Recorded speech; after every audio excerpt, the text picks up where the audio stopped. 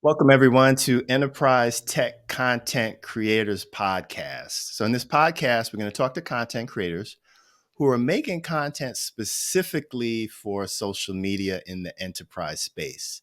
And what I hope is through their lens, we'll be able to answer a few questions. One, how do you get started? Two, what are the challenges? And three, what are the benefits? So, the hope is in these conversations, will help to get you started on your content creation journey. So today I'm happy to welcome Collette Norval, who is a collaboration specialist, I say from across the pond in Scotland. And she's in the middle of her challenge to post content on LinkedIn every day for 100 days. She currently has about 4,000 followers on LinkedIn, and I've been peeking at it and it's been growing. So welcome, Collette. Hey John, I said to you when we started off this chat that I actually am fangirling a little bit because when I started at Cisco in collaboration, you were all over LinkedIn and it was you that I used to come to for a lot of inspiration on the videos and everything, just to actually teach me like everything about collaboration. So thank you so much for having me. It is a pleasure. What characterizes your content to me is that it looks very fun. It's very lighthearted. You involve your colleagues in a lot of your content. So, can you share your journey a little bit of what led you to start creating content? I think my social media journey started because in the UK we sort of have this like radio show at the end of a financial year, and sometimes they'll ask for like the teams to submit songs like they've made And this up. is when in Cisco. This is Yeah, was like in this was at Cisco. Cisco. I had joined. I joined in the March, and then I was only here for like the first end of the financial year in July. And like someone Yeah. had reached out, being like, "Oh, hey, we have this radio show at the end of a financial year. We always ask teams to sort of submit little songs that we can play out and kind of like almost like jingles about their area of the business." And I kind of just being new assumed everyone did this, right? So I did submit a song and I like wrote a little song about WebEx and about staying at home during COVID and lockdown and stuff. Anyway, it kind of went essentially Cisco viral because everyone started sharing it. I think G2 commented on it at one point, which was really cool. Um, and then, yeah, I don't know, I just became known as like the girl that made the WebEx song. And I kind of just took that as my persona. And then I just became like the WebEx girl, and that was it. And I started posting sort of like funny TikToks and yeah, I think it was just a way of like me getting to know my team better and just kind of getting my personality across. And I had never known like the tech industry before and never knew how vast it was or all the different roles that are in here. And a younger me probably would have liked to have an insight into what it's like to work for a big organization like this. And so I guess I'm doing it in a sense of transparency of like, this is what life is like working somewhere like Cisco. And you're trying to bring our technology to life as a non-technical person. I think that's basically how my journey began. Okay, so it started with you kind of tripped into it. It sounds like Yeah. you thought everybody else was going to contribute. You did. It sort of went viral, and there's nothing like having executive management notice it, right? So that kind of gives you a rush, and you want to keep doing it, right? Yeah, I think so. And then it was probably around that Christmas time as well, in my first year, that we did this sort of crazy team TikTok trend dance that was going around. And I managed somehow to negotiate with some of my colleagues in the Glasgow office to get involved. And we recorded it on the rooftop of this Glasgow office. And again, that kind of became a thing. And then it became a challenge for like other teams to try and recreate the video that we had done. And yeah, and then it just spiraled and spiraled from there. And then I started to realize that all the stuff I was seeing on LinkedIn was very samey. It was Hmm. people sharing blogs and I don't really have the attention span for that personally. So I kind of just started making content that I wish I could have seen on LinkedIn. And I know there's people out there who will say it's there's a time and a place on LinkedIn, and I'm still battling a little bit with that of trying to get people to see that LinkedIn we've moved It's forward. changing. It's Yeah, it's changing. Like changing. we need to Yeah. accept we can't just say, oh, we shouldn't have anything about people's personal lives on LinkedIn. Well, we should, because essentially in my view, COVID's changed everything. Lockdown Yeah. changed everything. We started seeing into people's homes. We understood their family dynamics. We can't just forget that now and go back to just being completely 100% professional all the time. that's not me. Like, I bring my life to my work, and yeah, I think it's important that we share it. So that's what I'm trying to do with my content, I guess. So do you primarily post on LinkedIn or any other platforms? I do have a TikTok account, which is Okay. essentially mostly where I create the content and then I kind of pull it through to LinkedIn. And yeah, I guess going back to that, I mean, I look at what's trending in short form content on Yeah. TikTok, and I think, right, how can I then take that but translate it into a post about hybrid work or about WebEx or, and so like a key example this week would be I did a video that was just a funny video about my SE not being around. And for those who maybe aren't in the I saw that. tech world, SE is the engineer that's usually aligned to a salesperson. So I am non-technical seller. I always have an SE aligned to me. And he's on holiday this week. And I kind of made a bit of a light-hearted video about the fact that I'm a salesperson being left alone, basically without my SE, and how much could go wrong. But actually, behind the message in the post, I talk about a feature of WebEx, which is the AI meeting summaries and all of the AI assistant Right. features. So I try and hook people with a bit of a funny video that will get some interaction and get people talking and that they can relate to, because even if you're not a collab seller, if you're in the tech world as a seller, you know the dynamic that sellers have with their engineers. You can relate to it. But I kind of hide my little messages that I'm trying to get across within the wider post. And I feel like that works. It seems to work. Yeah, that was sort of my approach in the beginning where I would during when the pandemic started, it was all about trying to give tips on working from home. So I'd give, 3 generic tips that anyone using any technology can benefit from. And then specifically, okay, this is what, WebEx can do for you as an example. And, I see content now, obviously. And when you talk about what content works versus what doesn't work, I find that if I do my straight up talk to the camera headshot of, okay, this feature, that feature, this is how you use it, versus just using my iPhone and doing something really fun. Well, guess which one has a lot more traction, right? 100%. So, Yeah. so I think the message there is you don't need a lot to get started, right? All you need is your phone to get started. You don't need an elaborate setup. You just need to be creative, have some good writing, and just have fun with it, right? Absolutely. I think it's just that initial fear people have of putting themselves out there. And if you can get over that, then that's the first hurdle done. And then it's about kind of keeping up with what content you're going to create. But I mean, TikTok, for example, the algorithm, right? I can be sitting kind of flicking through videos, and because it's the kind of videos I want to try and create myself, I have a full algorithm on my FYP page of stuff that I would like to then recreate. But then recently, my FYP for you page for the non TikTok people, but essentially your feed. I've Hmm. been seeing loads of videos recently about the absolute trend right now on LinkedIn of creators realizing. I mean, the stat, I don't know if you look at stats around it, John, you might know better than me, but I'm sure it's something like 95% of people on LinkedIn are consuming content and only 5% are creators. Yeah, I mean, yeah, it's the opportunity that is available to people to create content on LinkedIn right now is huge, and I think it's predominantly been seen as quite a formal platform, and people feel like they can't really be like get their personality across. But it's changing; it's totally changing now, and I think this is where like brands as well need to understand. I think another video I came across recently, and I've seen several since, about the stats around brand channels now just don't perform. Like people don't want to follow brands. I mean, you look at your personal life.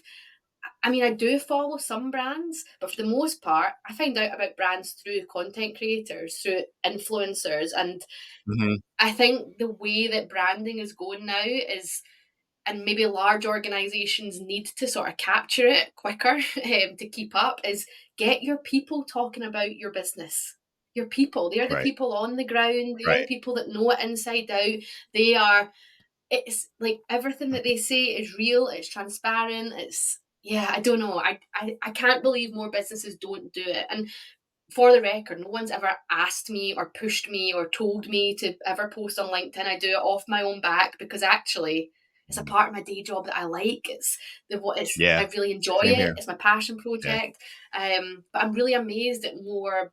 You don't see more businesses actually encouraging their employees more to jump onto LinkedIn because we are walking ambassadors for them. So Yeah, so you covered a couple topics there that I want to hit. The first one is in terms of LinkedIn. I think there's over 1 billion people on it. I forget the exact number, mm, but your stat about how many are creating content versus consuming, it's like the early days of TikTok or the early days of YouTube, where there's an opportunity because there's so few creating content. That means there's not a lot of competition for eyeballs when you're creating good content. And if you look at what content really attracts people, what's the content that I stop on? If it's someone, if it's an individual who creates it, then I'll stop and watch it, or I'll stop and read the blog. If it looks like it's created by a marketing department of a large corporation, it's like next, next. So 100%, th- yeah. there's a real opportunity to stand out and create content that doesn't exist on the other platforms, Mm-hmm. right? See, I got the little thumbs up thing that I was trying to avoid. Good old So, days. what's your process in terms of creating content? I know because the 100 days has to be brutal. Yeah. So, how are you approaching that? I have no plan. Like, I'm putting it out there. I mean, people who actually have a social media job or a marketing branding job as their day job, hats off to you. For if you have to plan this stuff day in, day out, good for you.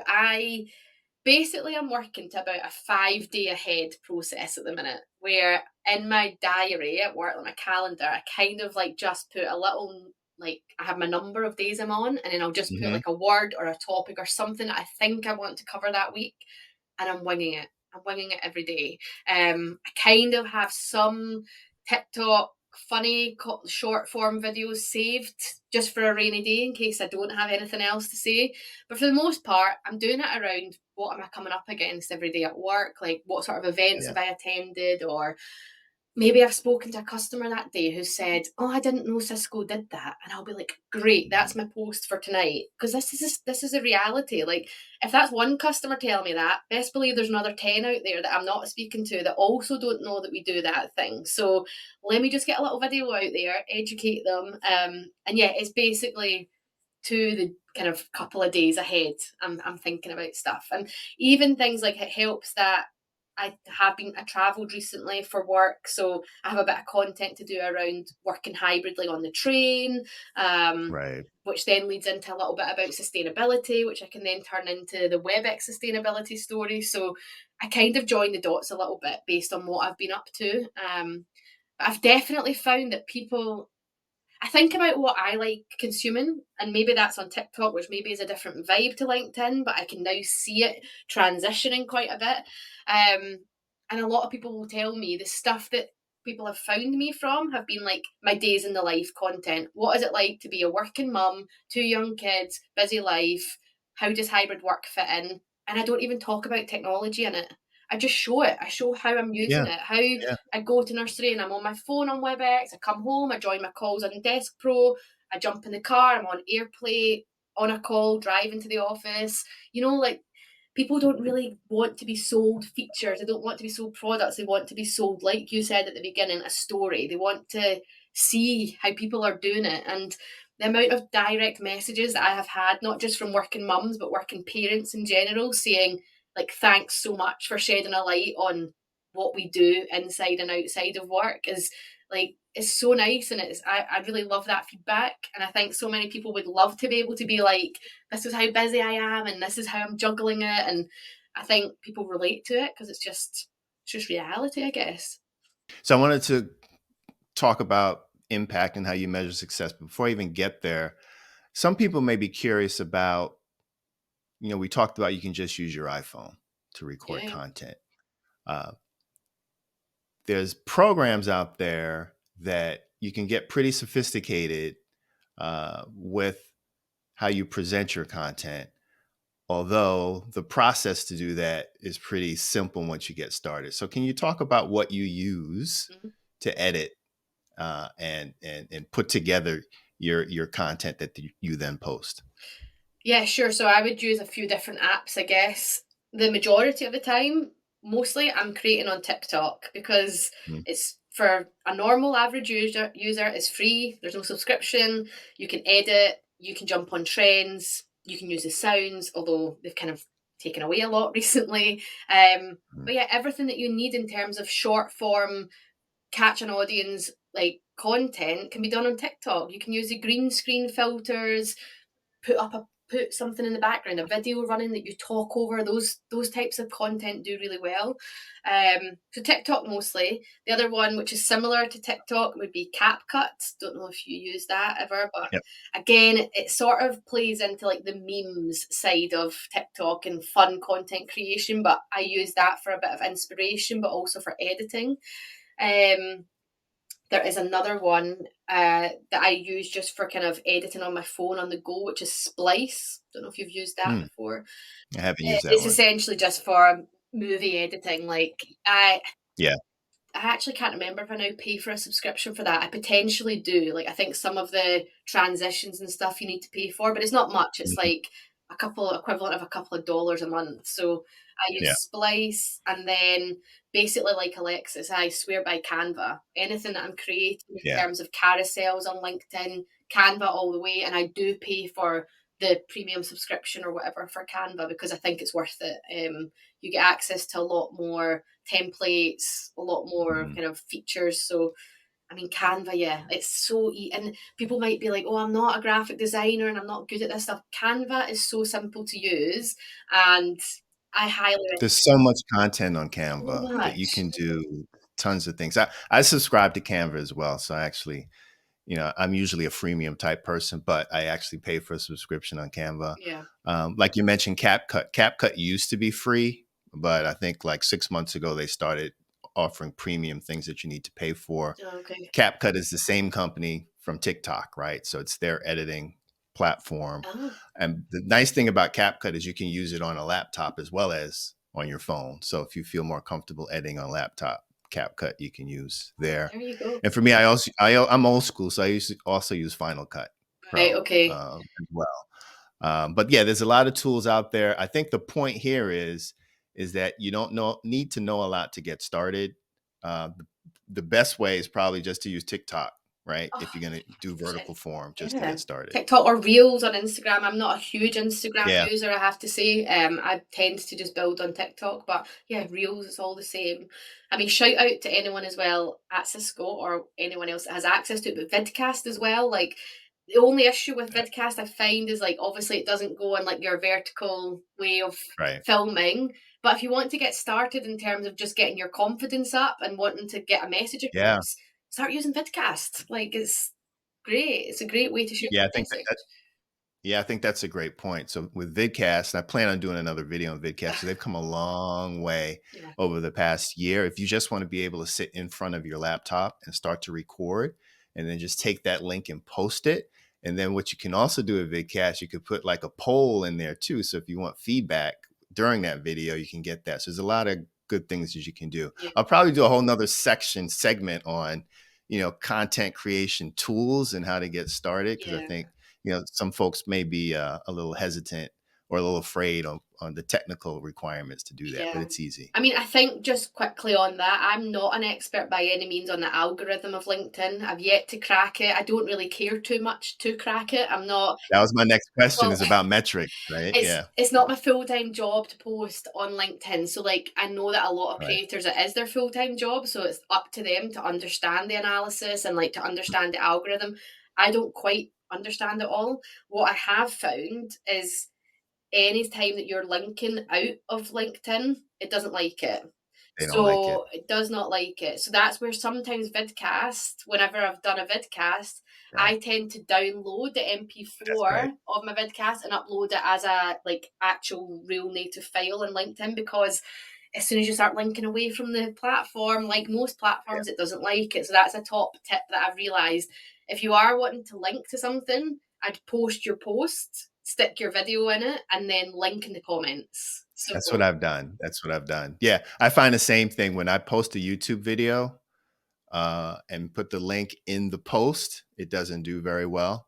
But if I just take that raw file and post it, it'll do a lot better. yeah, So it's tough to build your YouTube channel off of LinkedIn because they don't like to advertise it if yeah, it's in the post. yeah, But like for this, I might I'll probably break this up into smaller chunks, because the other thing is I think there's a 15-minute or 11-minute limit on the video length that you can post. Not that anybody has that attention span anyway Yeah, on LinkedIn. So if you have longer content, my recommendation is break it up and make it into a series. So yeah. that's what I've been doing with this talk.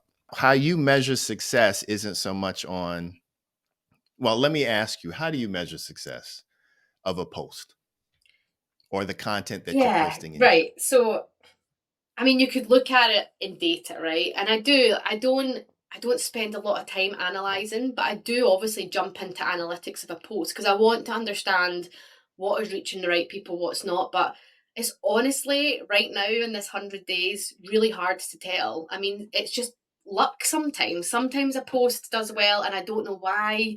Like, so right now, the one that's done the best out of my 100 days, and I'm 29 days in now, is I photoshopped myself into a picture of Cisco Live Amsterdam, right? Because I wasn't there, I wasn't going to be there, but it was the first day of Cisco Live. I knew everyone else was going to be posting about being there, and everyone kept asking me, "Oh, are you going? Are you going?" And I kept saying, "No, I'm not going to be there."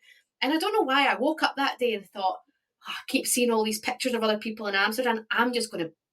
So I used Canva. I took a picture of myself, used Canva to get rid of the background, literally stuck myself into a picture that I got on Google or whatever of Cisco Live Amsterdam Yeah. setup. And it got, I think right now it's sitting at like 250,000 impressions or something. Wow. Like, That's insane. I got over like 1,000 likes and then like I can't remember how many comments, but basically a lot more comments than I get on any other post. And I don't know why. I, the one thing that I think it could be is Cisco Main's LinkedIn page, like the Cisco Main account, commented on it, being like, "Hey, you got us! Like you tricked us." And obviously that pushes then the algorithm to everyone, I guess, that follows Yeah. Cisco. So that helped. Yeah. So now I just need Cisco to comment on everything, and then every post would Yeah. blow up. But yeah, that's sitting at the most, and that was just a picture of me in at Cisco Live when I wasn't even there. And basically, I went in to be like, "This is fake news. I'm not actually there, but I will be keeping you up to date with all the updates." Blah blah blah. And it just went from like people in my team being like, "What? You're not supposed to be there," and then beyond that, it's been really random ones. It tends to be like the ones that do well are the TikTok style, funny, short form ones. But then Yeah. I link and I write a summary on my post about what I'm trying to get across. But yeah, I mean, I listened to Alexis's answer to this when you asked her. Hmm. And I guess I'm similarly. I don't really track the analytics all that much. It'd be good at the end of the 100 days to look back and properly have a bit of Right. an analysis. But I'm kind of the same as her in terms of, for me, what success looks like is I've had a few examples recently where I've joined either a customer call where I'm meeting a customer for the first time or a partner call.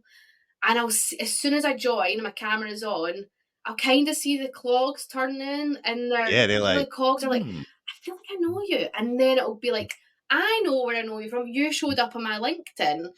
And it's Right. great, and it's such an icebreaker. Like, I love it because it's such Yeah. a, you've already got a warm introduction. They already kind of know your personality. They know that you're not going to take things too seriously, and for me that's success. And I think trying to explain to corporates or businesses or branding teams, I mean, people will want to know the metrics. You're a salesperson. What are you actually getting in the end from spending your time on LinkedIn?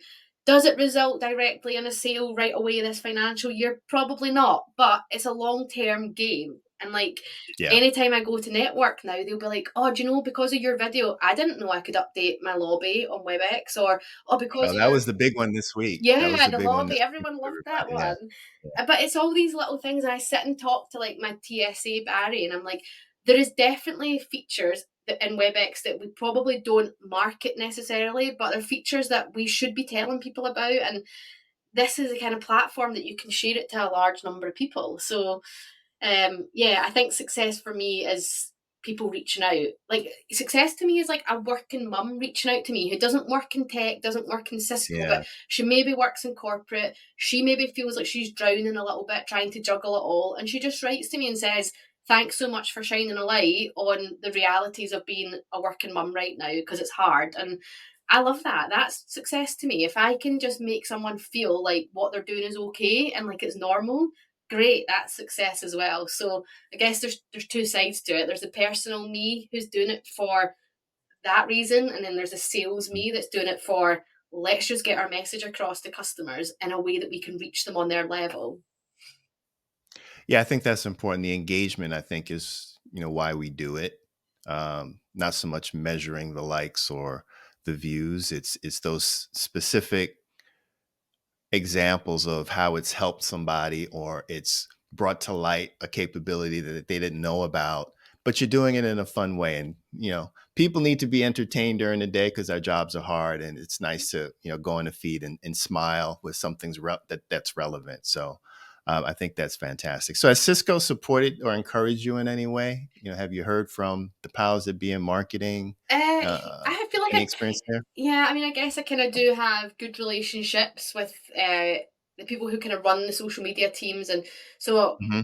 we've started, or there has been over the last 6 months to a year. I guess I was on maternity leave last year, but there has been like a little kind of creator club developed where marketing will maybe kind of reach out and say, we've got this idea, would anyone like to run with it? And it's up to any one of us, I think you're in it as well, John, that we can kind of just say, yeah, look, I'll take this on, I can create something, and then they might use it Hmm. for their own channels, but we can also be kind of tagged in it, which is a nice win-win for everyone. But yeah, kind of I'm doing my own thing, I guess. I think if I ever need support, I could definitely go to the team.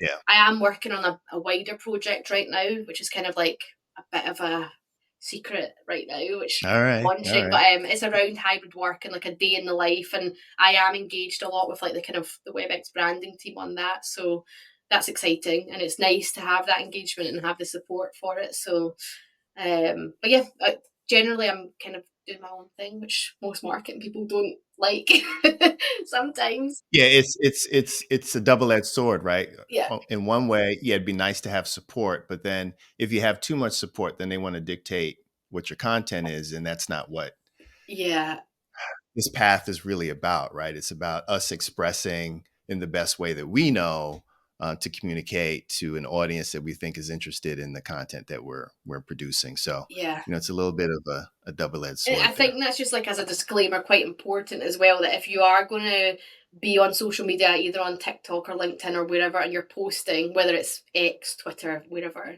I think make it very Right. clear that the views are your views and not those of your company. Like, That's let's right. just put the disclaimer out Yeah. there, because I have that on my TikTok, and yeah, just cover yourself in that sense. Mhm. Yep.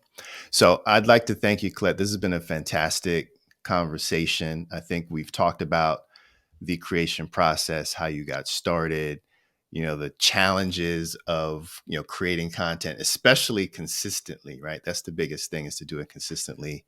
And then we've talked about some of the benefits and successes that you have. So I'm hoping that this conversation and the subsequent conversations that I have will give some insight to folks, give them some inspiration to get started, take that leap in creating content, and then really be able to reap the benefits of doing so. So, with that, Colette, any last words?